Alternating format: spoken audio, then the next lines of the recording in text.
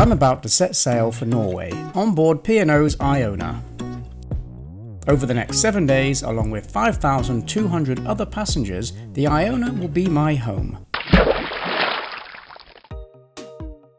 Iona sports 20 decks, 12 bars, 14 restaurants, 4 pools and 16 whirlpools, not to mention great food, stunning shows and daily entertainment.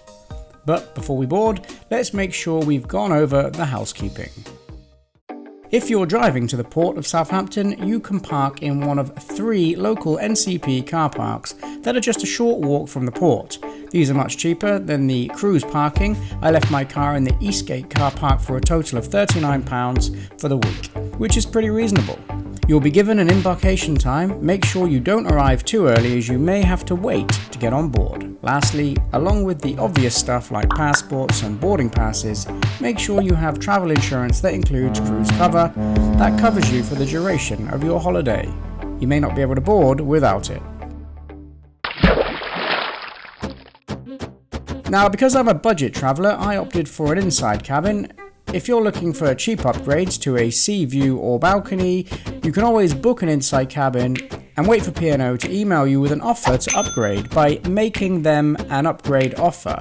The minimum you can bid is $150 per person, but they may accept it and you may find it works out cheaper if your offer is accepted.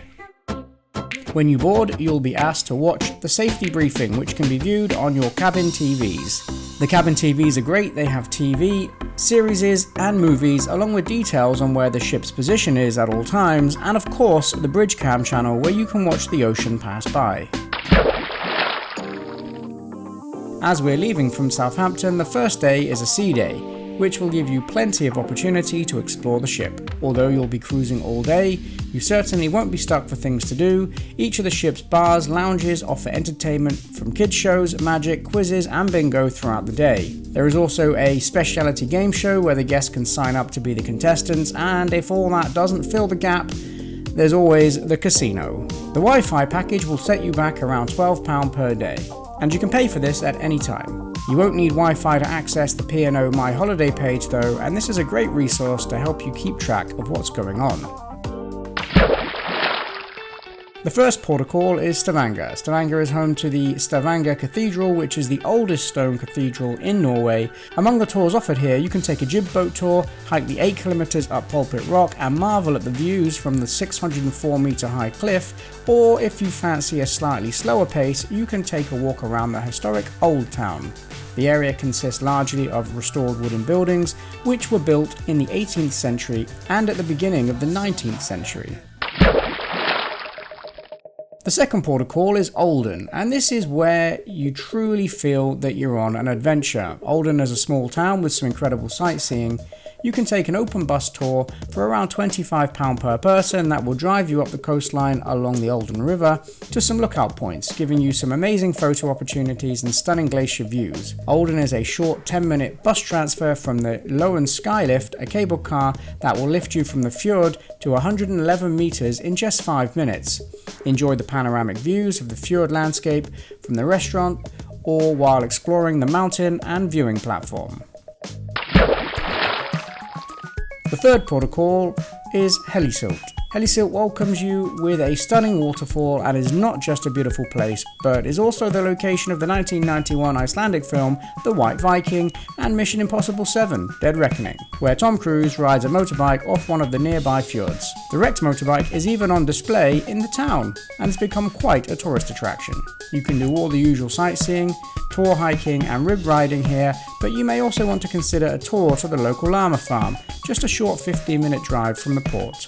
Here you can learn all about the local farms and farmer struggles, local law, and feed the llamas while enjoying hot drinks and waffles. Sailing away from Hellesylt was jaw-droppingly beautiful, with fjords seemingly within touching distance on each side of the ship. The final port of call is Haugesund. The town of Haugesund is great for gift shopping as it has by far the most shops out of all the ports. The town is a 20 to 25 minute walk from the port if you're feeling energetic. Failing that, you can take a shuttle at an additional cost. There are multiple bus routes in the town that can take you to neighbouring towns and attractions, but if you want to stay local, you can always check out the interactive Viking Museum. Here you can learn all about the history of the Vikings through an interactive exhibit. It's safe to say that the fjords offer much more than can be described in a short video, which is why I plan to return. There are alternate stops such as Bergen, North Cape and Geiranger that offer new and exciting gateways to adventure. North Cape is the most northerly point in Europe and overlooks the Arctic Circle, so this is a must-visit location for fellow globetrotters. The final day of the cruise is a relaxing and much-deserved sea day. The entertainment staff jam-packed the schedule, again with multiple quizzes, craft sessions, deck games, and if that doesn't float your boat, like previously mentioned, there's always the casino. Join me on my next adventure where I'll be travelling to West Wales in the UK to visit the iconic tourist hotspot, Coppet Hall Beach.